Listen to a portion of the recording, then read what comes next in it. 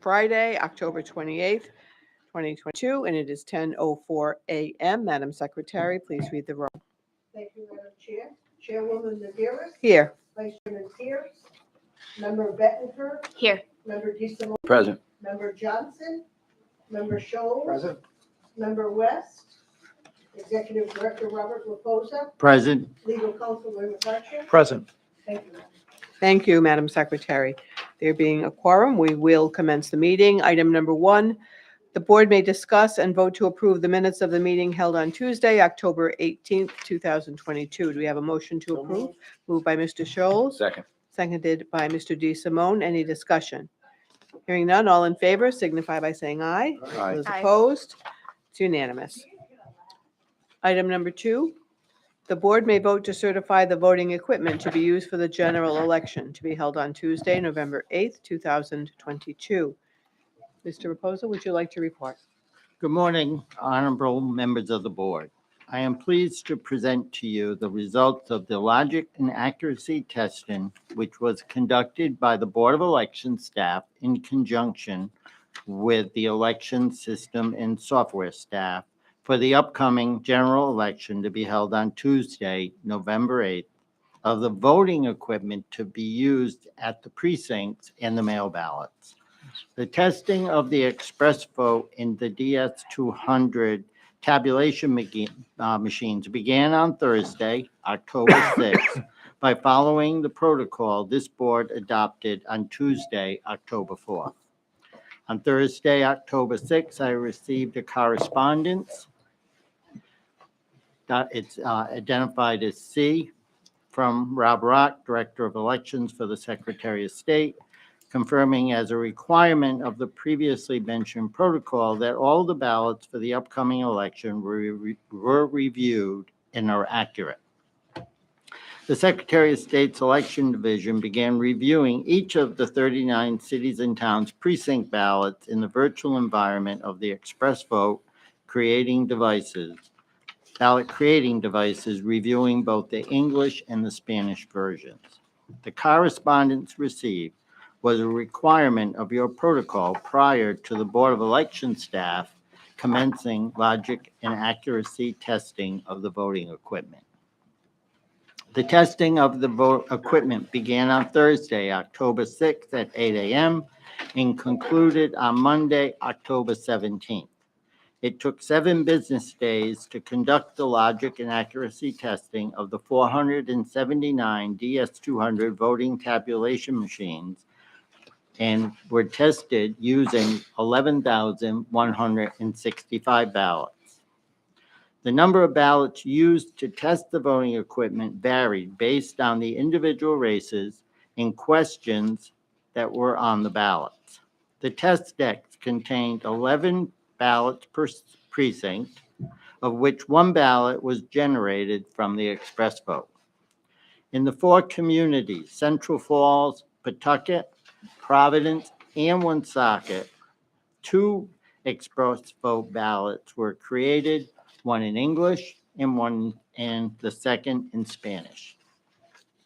For each piece of equipment tested, the testers began the test by initializing the equipment and printing the zero tape, which depicts that upon initialization, the equipment had 0 votes cast. That is report A. Upon confirming the voting equipment had 0 votes cast upon it, the tester compared the precinct number printed on the test deck with the precinct number printed on the machine tape, as well as all the races and candidates and referendum questions for the precinct. The testers entered into each voting equipment the ballots contained in the test deck, which were coded specifically for the community precinct to verify that the voting equipment verifying each precinct tabulation machine tabulated the ballots correctly. Upon completion of this step, the tester totaled the voting tabulating machine and compared the results of the results tape printed from the equipment with the master test deck, or referred to as a key, for that voting precinct. After the completion of tests for each voting precinct, the final test of the equipment occurs when the modem contained in the equipment engages and the results are sent wirelessly to the Board of Election network located within this building. Report B.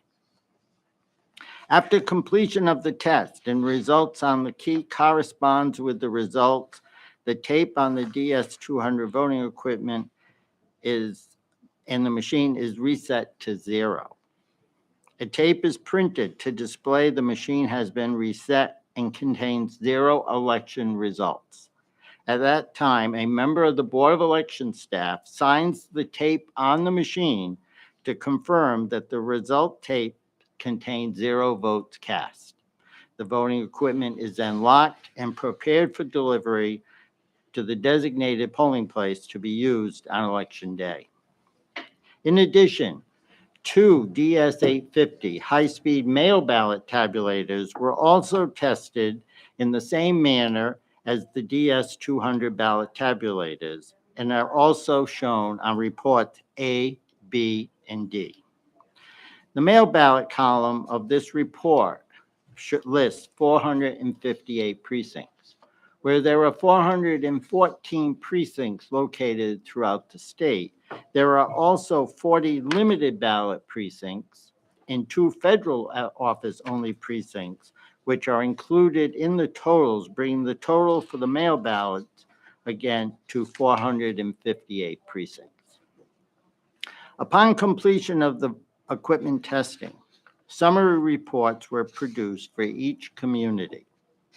All the community summary reports produced were tabulated, and the totals were compared to the statewide summary report D. To confirm the summary of the testing results statewide balanced by a member of the BOE staff. Report D also includes the results of the early voting equipment, which was presented to you for certification on Tuesday, October 18th. 414 express vote machines, ballot creating devices, will be used for the second time on November 8th. The express vote ballots created are included in the batch of ballots, which is used during testing of the DS200s. In addition to the DS200s, as well as 2 express votes. 12 DS200 machines were replaced during the testing process, as well as 2 express votes. The staff assisting in the testing included 21 staff members, 2 full-time and 5 temporary employees from Election System and Software, 4 full-time employees, 5 seasonal employees, and 5 temporary employees provided by the Board of Elections. For the general election, the Board of Elections is currently delivering the following voting equipment and supplies to the 414 precincts within the state so that they can be used on Election Day, Tuesday, November 8th. 479 DS200 voting machine tabulators, 414 express vote ballot making devices, 574,000 page 1 ballots in packages of 100, 106,800 ballots to page 2 ballots in packages of 100, which will be delivered to Providence, Pawtucket, and Warren. We are delivering 4,195 voting booths, 1,342 electronic poll pads, 918 supply boxes, and finally 375 polling place mail ballot receptacles.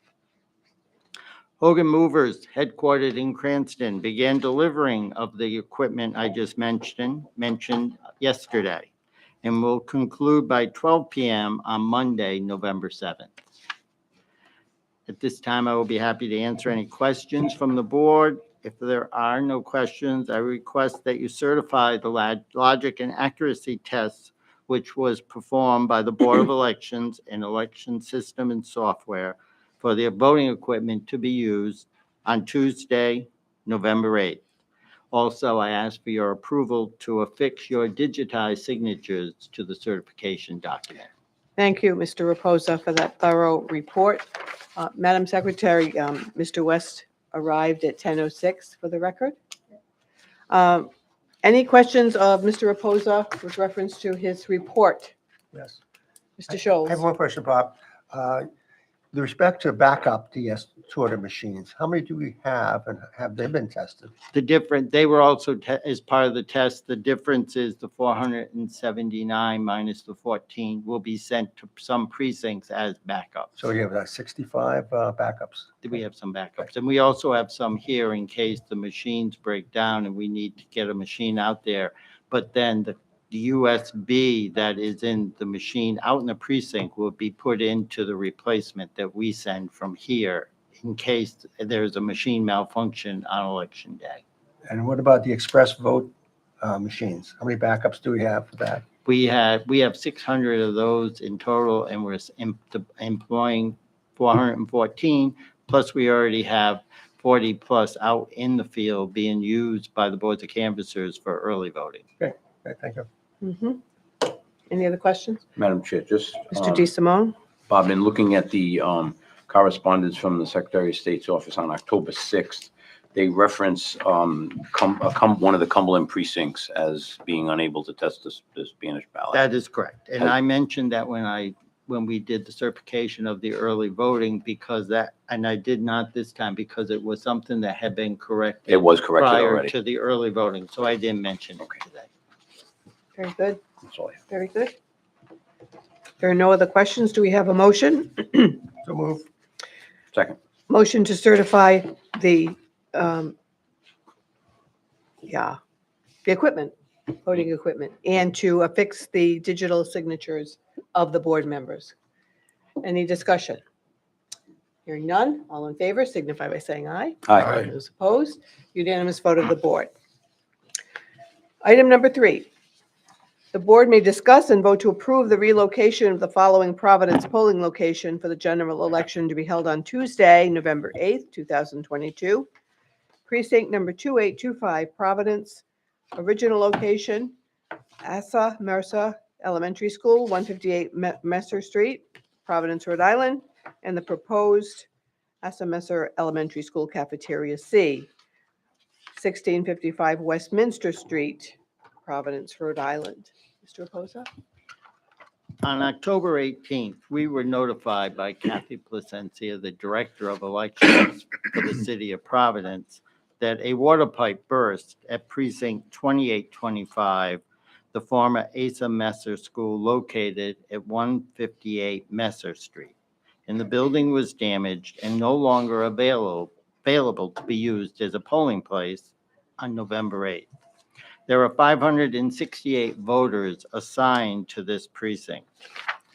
The Board of Elections staff and the Board of Canvasser staff from Providence decided that the best option would be to move precinct 2825 to the Asa Mesa Elementary School cafeteria. This is a new location located at 1655 Westminster Street, where precincts 2808 and 2844 are already assigned.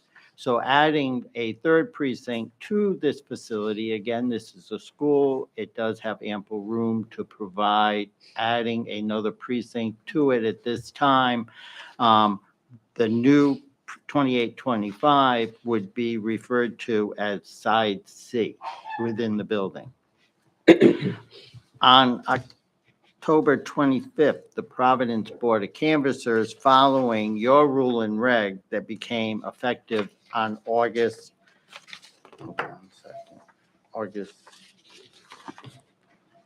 5th, the relocation of polling places, the board, following your rule and reg, voted unanimously to request the Board of Elections to approve moving precinct 2825 to the Asa Messer Elementary School cafeteria. And as part of their motion and following your rule and reg, they will be sending notices to all the voters and all the candidates of the move, and will post a notice of relocation up in the location they're moving from to notify the voters that this has been moved to a new location on Westminster Street. And that concludes my report of our notification and what the Providence Board of Canvassers has voted upon doing. So Kathy Placencia is here with us today if you would have any questions of her. So do the board members have any questions of either Mr. Reposa or Ms. Placencia? I have a question of the Board of Canvassers, yes? Yes, she is. Right. She is here. Good morning. Hello. Under our rules, if there is a change in a voting station, one of the notices have to be given to candidates and parties under rule section 26.4. I read your letter. I don't see any indication that notices were given. Can you explain that? Hello, thank you. So notices to the voters, I'm sorry. No, can the you voters, the candidates, and political parties. Given the time constraint, we didn't have time to send out notices to everyone to appear, but we will inform all of the voters and the candidates. It's in that section, it's uncontested, but we will notify the candidates of the change to the polling location. Okay. Any other questions? I just want, does it Mr. put any West? kind of hardship on the voters, or does it help? It's like 0.3 of a mile, so It's 0.3 miles away. From the old location is 0.3 miles away from the new location, so it's less than a minute drive. okay. Thank you. Thank you. And you'll get the notice out in plenty of time. I have notices ready to go today. Okay. As soon as we give the word, right? That's it. I'm Okay. headed back to the office. Any other questions? Anything of Mr. Reposa? Hearing none, do we have a motion? I would move approval of the change in polling place, obviously subject to notifying all the parties. Once the relocation is done, there's a 1 business day. You have 1 business day to notify, to file notice under 26.4 subsection 5. So I would move approval, but subject to that notice, so that those notice requirements are still in effect. Which is in our regulation. Correct. Do we have a second to the motion? Second. Seconded by Ms. Bettenker. Any discussion? Hearing none, all in favor signify by saying aye. Aye. Opposed? Unanimous vote of the board. Thank you, Kathy. Item number 4. The board may discuss and vote on the incorrect inclusion of the name of an unqualified candidate for the office of the City of Warwick Council, Ward 5, on the ballot for November 8th, 2022 election. Mr. Reposa, would you like to? Late on Friday afternoon, October 14th, I was notified by the Director of Elections for the City of Warwick, Kerry Nadalillo, that an error had occurred in one of their ballots for Council Ward 5, which encompasses 3 precincts, and that there was a candidate listed on the ballot that did not qualify to be there. She and I spoke, our attorney Ray Macaccio and I spoke that evening as well. I was in conversations with Kerry during the day on Saturday. She was in contact with her solicitor. They made the determination to have an emergency meeting on Sunday, October 16th at 12 noon to discuss what had happened and to rectify the problem. She did send me an email yesterday that neither she or any of her board members were available this morning to attend your meeting. She did further inform me that when she was retracing what she had done, she realizes that there were multiple steps that were contained within the state-operated central voter registration system. The first step was this person endorsed, yes or no? And the second question was this candidate qualified for ballot placement? And she inadvertently checked yes instead of no. And when that happened, then Mr. Corner was placed onto the ballot. In an effort to address the problem, she did have that emergency meeting on Sunday morning. And during that meeting, the board discussed and voted to send apology letters to 3,200 households in Ward 5. Apology letter was also posted on the City of Warwick Board of Canvassers website. Ads in the Warwick Beacon, October 20th to the 27th, and then again on November 3rd, and also in the Providence Journal, Sunday, October 30th, and Monday, November 7th will occur if those other dates have already passed, but they will have November 3rd and November 7th in the future. Notices were placed on each privacy booth on the wall next to the sample ballot affixed on the supervisor's table for early voting. And these will also be in all 3 precincts on election day. Robocalls have also went out to the households or the numbers that they have for those voters that are in Ward 5. I would like to bring to your attention that when this happened, early voting was 5 days away. The election, the way they are coded by our vendor, that the election, which happens November 8th, is one election for the state of Rhode Island. And it encompasses all of the precincts that you just certified, meaning it covers precinct 0101 in Barrington to precinct 3916 in Woonsocket. On October 14th, all our voting equipment for early voting had been delivered to the 39 communities. In order to recode this election, their time prohibited it to occur. If we were to bring back those machines, it would take 2 days to have the machines brought back to the Board of Elections. The ballots would have had to been reprinted for those 3 precincts, and that all of the USB drives would have had to been recreated for the election, because those 3, even though they are not shown on each precinct, are part of the program.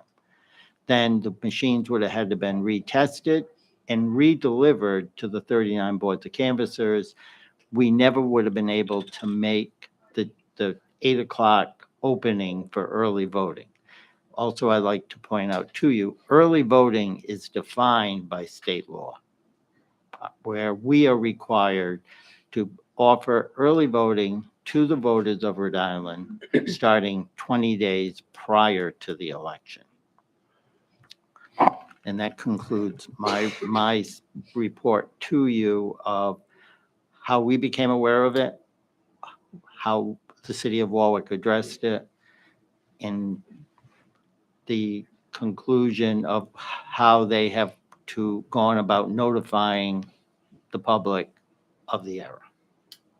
Thank you, Mr. Reposa. Any questions or concerns of the board? Yes, Mr. West? Madam Chair, Mr. Reposa, is it just one person in charge who verifies that this candidate did not have the qualifications to become a candidate? Or is there a safety net that someone else will attest that what's inputted is correct? Well, while I was not in the city of Warwick, I do know that it is a three-member office. They are three full-time employees of the city. I know that the error was made by the director. I am not aware if any of the other two employees checked her work. No, I'm saying if there, okay, so there is no requirement that says that if someone is not eligible for a position on the ballot, that in order to prevent something like this, that there's checks to make sure the right information was inputted into the CVRS? I'm not aware, are you talking from a human side or from a computer side? Because on the Well, computer you- side, you- I'm You gotta not, have a human input it, correct? yes. Okay, so on that side, if someone is declared they're not eligible, that someone other than the person who inputs verifies that this is correct. I believe statewide, there are backup people that check the work of the person working on the CVRS. I am not aware if that happened in Warwick into the CVRS system. Okay, so how do you verify this in the system? Well, they actually go in, they enter the data, and then when it goes into the computer system, the Secretary of State receives it, I believe, and Rob Rock is here, that then it goes back to the city for them to sign off that what they did was correct. All right, so now it comes back to the city. And again, the same person signs off that this is correct, but nobody else has checked to verify that it is correct. I believe in this case, that is a good possibility of what Well, happened. How do we prevent that from Yes. occurring in the future? You've got to have checks and balances, correct? I agree, 100%. There needs to So- be checks and balances. So there. I guess now it's up to us to, I at believe, some point, figure out how we're going to have the checks. correct. Because as you know, we, at this point, I have not been involved with that process. But we probably should, Well, that's something we're going to have to do before the next election. correct. Thank you.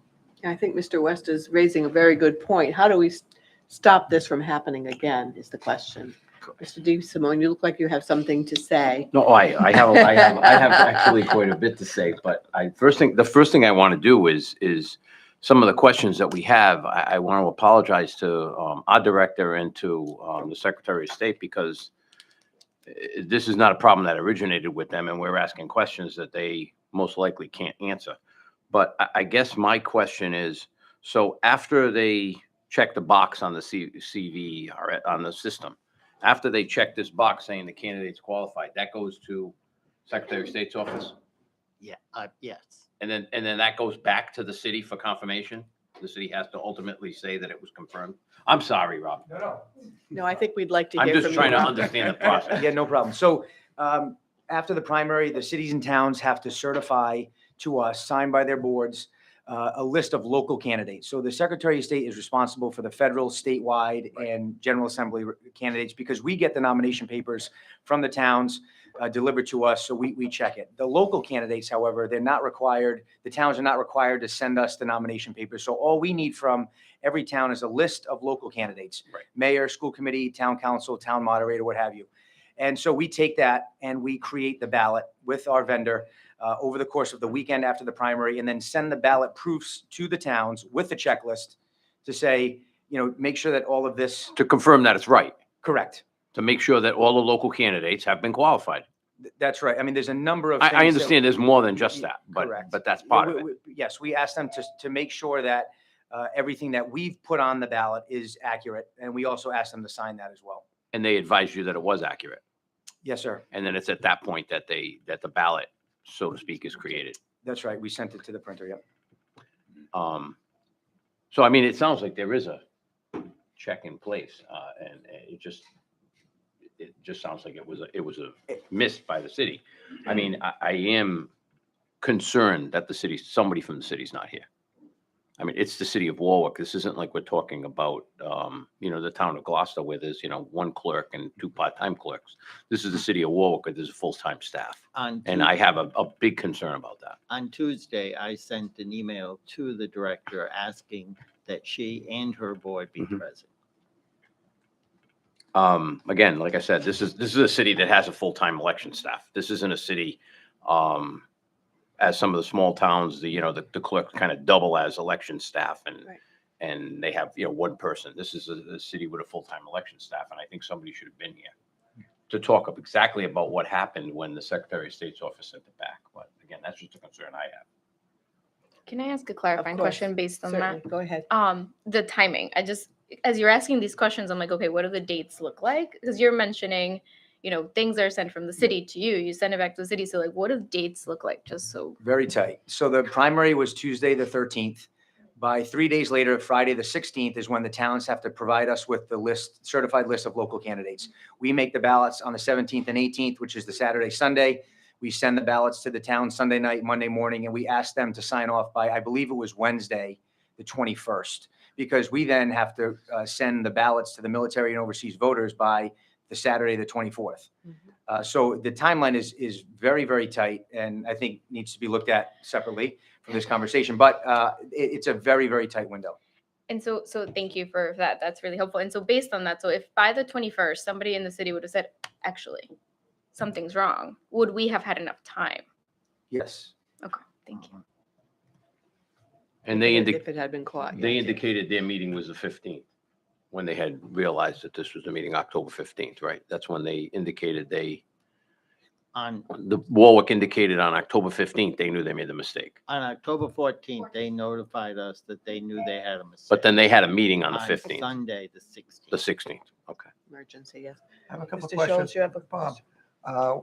when the ballot goes back to the town, the city for their confirmation, who signs the ballot? Is it just the executive director or all members of the board of canvassers? We just asked for a signature from the city. Okay, there's no requirement that that ballot then be reviewed by the board of canvassers prior to the signature by the executive director of that city or town? There's not. The certification of the local candidates does require the board, but the ballot itself does not. No, that Yeah. would, the only problem with that would be, Commissioner, because I sat on one of Yeah. those boards in Lincoln, would be assembling the canvassers, and particularly in some of the small towns, because the canvassers are not employees of the town, and you have to basically call them in to get them in. That's why sometimes you only get, 1 or 2 signatures on a document from canvassers Right, I because was of thinking that. some sort of But yeah, check, absolutely, that, there should be some. There Commissioner should be West brought something. up, just as an explore of that. Yep. But I have go for a different tack, Bob. The ballots have been printed. There was early voting, and we've sent out mail ballots to overseas. Mhm. I'm sure some people have voted for the candidate who's not qualified. So how do we handle that when we do that tabulation? When we do the tabulation, it will go through the machine, Yes. just like it will show. in the precincts. So if somebody voted for Mr. Corner in any of those 3 precincts, either on election day or mail ballot or during early voting, the machine will tabulate that as a vote for Mr. Corner because he is on that. Correct, so the But ballot, he is not a qualified candidate for this race. so when we do the count report, do we indicate the number of people who voted for that person? Or do we say, or we indicate no vote for that person because he's not qualified? How do we handle that for the official record? For the official record that will be produced after we do recounts and you certify, we'll have Mr. Corner listed. Ray, maybe you can advise us, does the board have the authority to put some sort of addition into their Thank you, Rob. certification document that we produce stating that Ward 5 candidate, Mr. Corner, I'd have to look not- at that. I'd have to look to give you a complete answer, but it does seem to me that Once the ballot is finalized, once it's been certified, signed off on, those votes are tabulated for any person whose name is on it. Whether the person passes away, leaves the jurisdiction, is not qualified, there should be a record of exactly all of those votes being cast. I understand that, but you'll have X number of votes for Corner, but he's not qualified. Mhm. I think there should be some indication that this person's name was put in error. Yeah, I Therefore, understand. it's not, Yep. the votes were not properly cast for this person. Yeah, I can't answer that offhand, Mr. Scholes, how that can be accomplished, but we certainly can look into that to see how we can make that category, make that notation for the official record. Should be, yeah. Mhm. Similar to Ray. if someone did pass away in the Yeah, interim, We it don't would be do. the same kind of thing, that you would have to say that the Or is person it- obviously. Yes, yeah. correct. Yeah, or is it any, I mean, how is it any different than people who write a fictional character in the write-in box? And that fictional character sometimes gets, Yeah. 30, 40 votes. I mean, It is similar to that. But however, if there were write-in candidates, or write-in signature for that person, right. that the vote would count.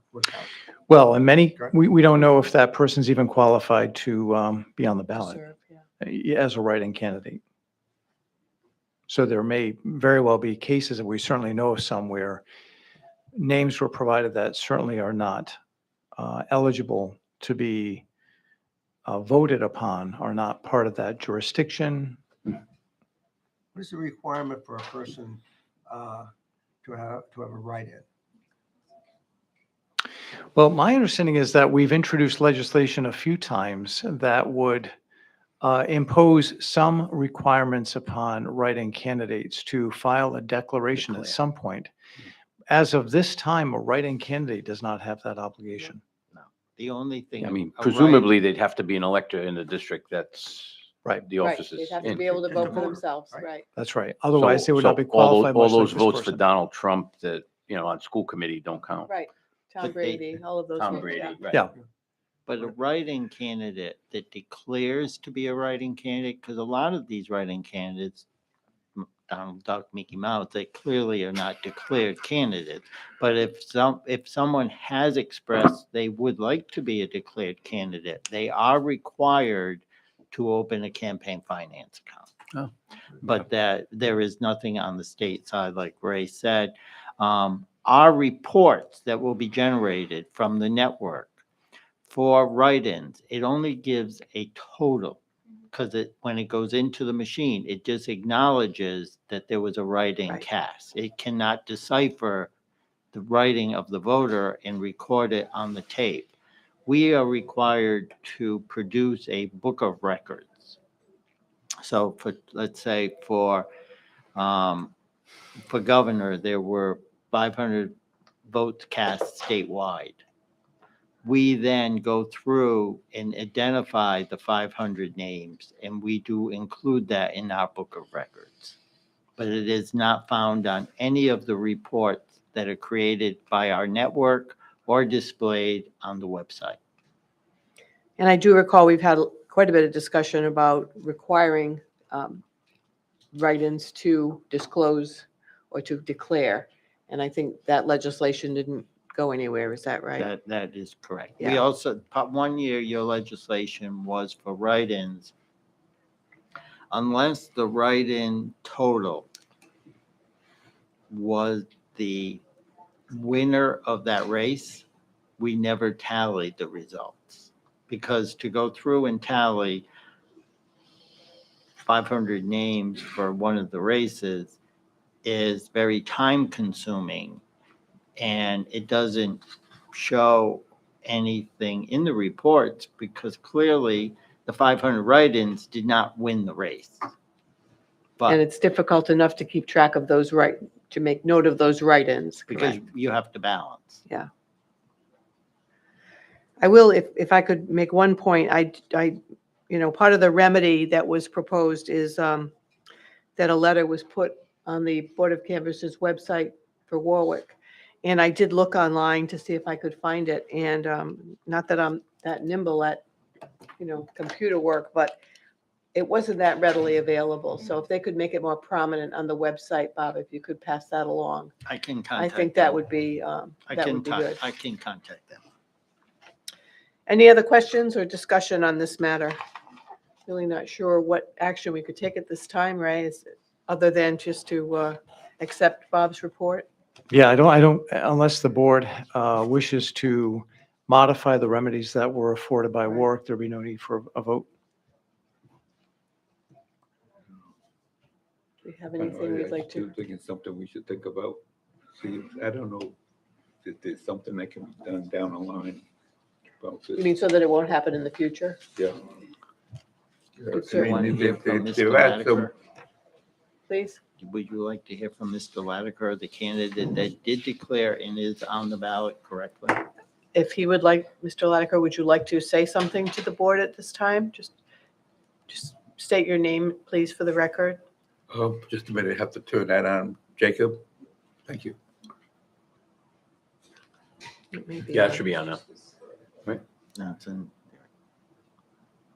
Turn Oh, to- There we go. Thank you, Madam Chair, members of the committee. My name is Edgar Lattiser. I am the councilman in Ward 5 in Warwick. First of all, I'd like to start off by saying I'm sorry that all this time has to be devoted to this particular issue. Your time, my time, Board of Canvassers, and the voters for that matter. This certainly is a very significant error that was made on this ballot. And in addition to the obvious concerns, the concerns here are with the voters. The voters are already have their set rationale for what's happening with the ballots, with the voting, the machines, the accuracies, et cetera, et cetera. This, to me, was particularly concerning because I have a document that was presented to a member of the press somewhere around the second week of July with the tabulations of the qualified candidates. And on that document in Ward 5, the only candidate that was listed was myself.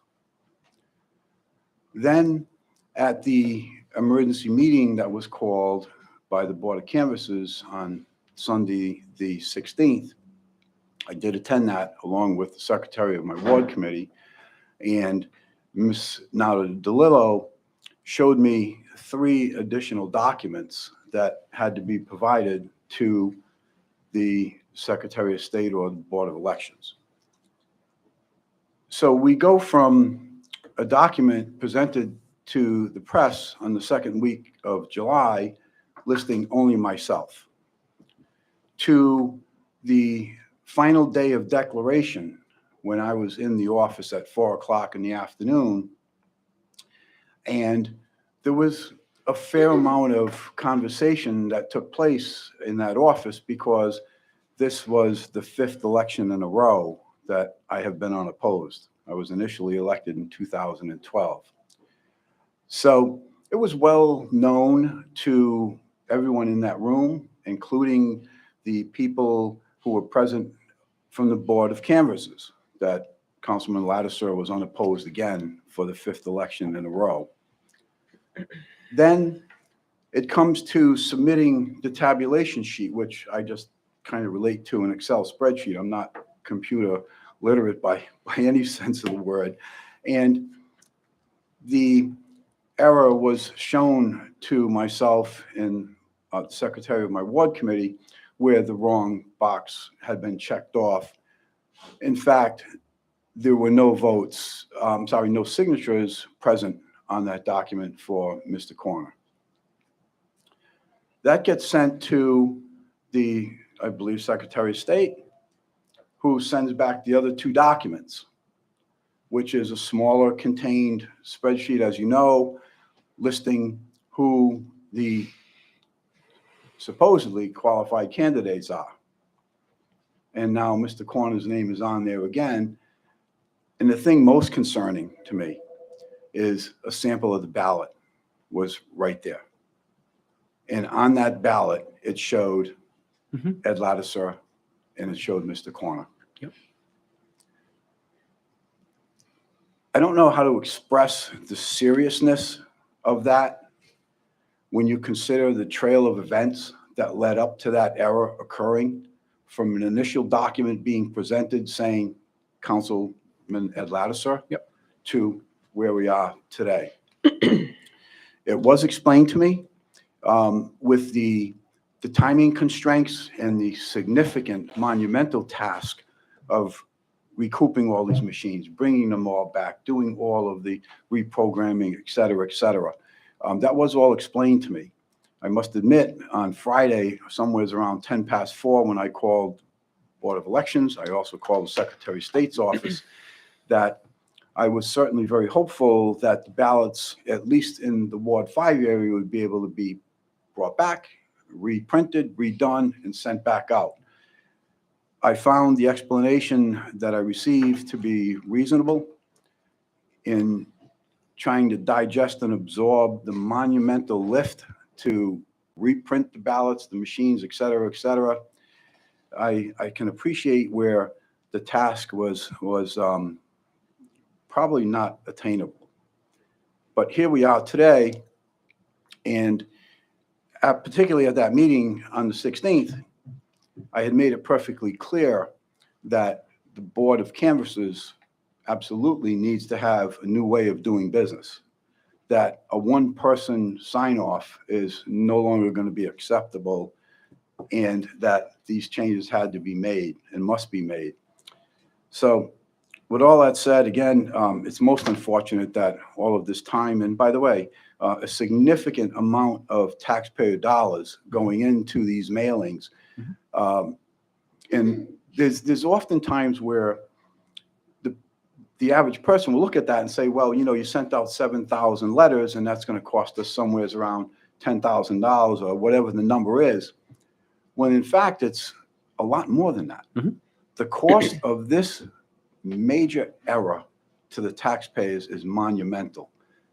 And I'm very, very happy to hear the conversations that took place here at this meeting today and your absolute intent on correcting this problem going forward, because this is just a City of Warwick Ward 5 Ed Lattiser problem.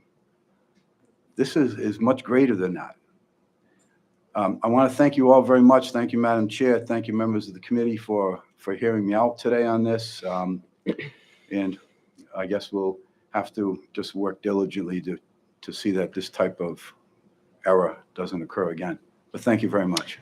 We appreciate your being here, and you've certainly added a degree of clarity about the events and the course of the events, particularly as the party most affected.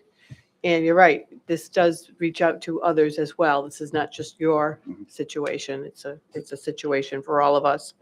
We appreciate your report. Does anyone have any questions of this No, gentleman? I'm actually pleased that he came in. The councilman was under no obligation to come in. I think that someone from the board, someone from the department should have been here.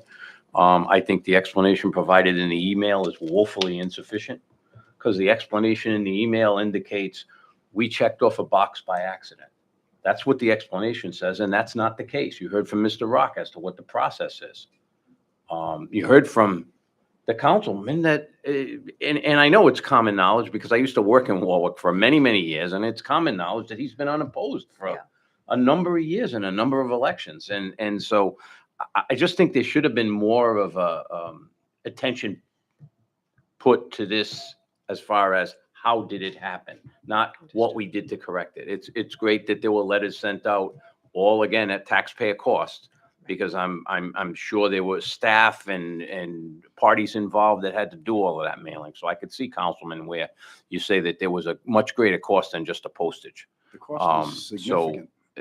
And again, I appreciate his comments on it, but I mean, I think his comments call more of an issue to light, frankly, as to what happened. But I mean, we are where we are now, so I don't know if there's anything, we can do about it.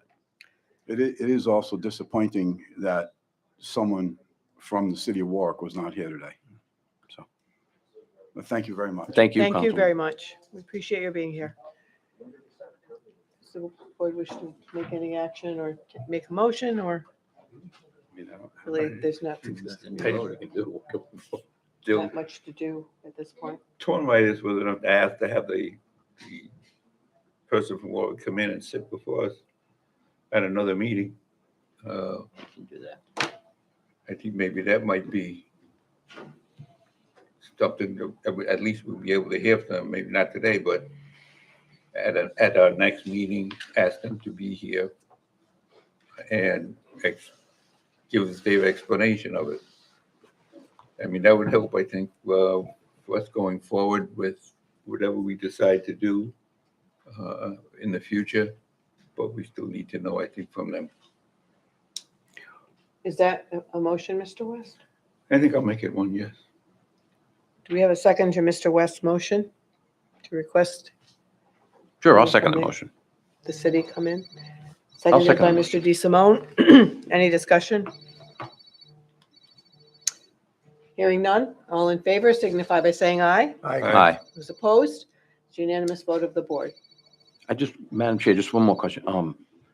Bob, is there anything that you can think of that they should be doing on that end once they received, or Rob, once they receive the, the confirmation? I understand the process is that they receive that final ballot and they're supposed to let you know whether it's good or not. But is there anything else that they should be doing that you can think of? And if there is, I don't want to put you on the spot on this meeting, but if there is, and I mean, we'd be glad to take suggestions at another meeting or at another point in time, just I would like. food for thought at this point. If there's anything, Rob, you think that they should be doing that they're not doing, and I don't mean just Warwick, I mean all of the communities, because it could affect anybody. Yeah, I don't know how each city and town does the proofing, but I have had conversations with Warwick about how we proof, we have the nomination papers for the candidates and we make sure that they qualify. And I think that's a good start. And I have had conversations with Warwick about that process. Okay. And it seems to be, that's how they would do it moving forward. But, Okay. but If there's anything you think of in the future that you think we should order the boards to do, we'll do it. I mean, we'll course. pass a regulation, we'll order the boards to do it. If you think there's some way we can sort of, head this off, Sure. as Commissioner West said, to ensure that it doesn't happen again. Certainly will include you in the conversation. Great. Thank you. Thank you. Thanks again. Yes. No other business? Do we have a motion? Do you have something else Well, I to was say? going to Mr. say, Schultz? I was going to think about a motion that any votes that are cast in favor of Mr. Corner shall not be, or shall be indicated that this Mr. Corner is not a qualified candidate, and that shall be not counted as a vote for him for the council position. Is that a motion we can make? I'm asking our attorney. Yeah, I have the same response. I would have to look into how. I'll we- second that, at least for this, so that you can Thank discuss you for it. Sure. discussion. Thank you. I'd have to look in, I don't know, Mr. Schultz, how you can do that, but I could certainly check. I cannot think presently of anything in the statutes that addresses that at all. And I would wonder if we are going to have that remedy, if it would apply across the board. So I think that if we're speaking about tabulations and modifying the way that we register that, it should, in the first instance, apply to everybody who's not qualified, who may have died, may have moved away. I don't think it should just be for Ward 5. In this situation, we have the situation which we have to address, so we can't ignore it. Perhaps you can report back to the next meeting, So- as to how we're going to handle. Yes. the tax, I'd be happy to. Yeah. Okay. So is that a motion to refer Yes, this yes, matter I'll to refer our the, attorney? legal counsel for And that's And a I'll second I'll too. second that motion. presentation. Any discussion? Hearing none, all in favor signify by saying aye. Aye. Those opposed, unanimous to refer it to our attorney, Mr. Mercatio, for a report back. Do we have a motion to adjourn at this time? So we'll Moved by Mr. Scholes, Second. seconded by Mr. West. All in favor? Aye. Those opposed? Unanimous. We are adjourned at 10:58. Thank you. Thank you, Bob. Thanks, Bob. I didn't mean to put you. Thank you, Ray. on the spot, but like, I think